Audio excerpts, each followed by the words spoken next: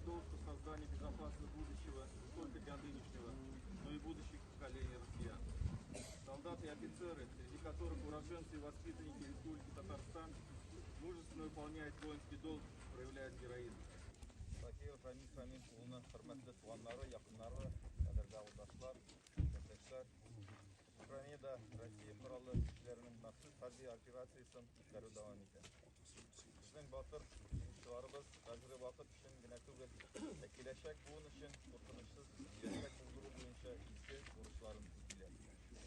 Солдатлар һәм офицерлар, алар арасында Татарстан Республикасының туганнары һәм тәрбияләнүләр, хәрби барышларын кабуллардан булса иде, җәмәгать әлбәттә инде тормыш шушындый сынаулары белән, бугын көндә без сезнең белән шушындый авыр вакытларны үтәргә тиештер инде. Соң сырадагы көч табып, беребезгә терәк булып, шуннан дагы инде чын мөселманнарча Аллаһ Тәгаләнең кешеләре буларак инде без бу сынауларны бергә үтәргә тиеш.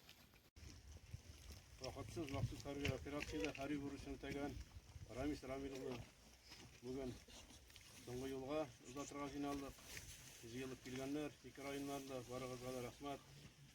Мин район советы администрация исполком исеменнән әнисенең, аларның гаиләсенең, абыйларының, апаларының, туганнарының кайгыларын уртаклашам.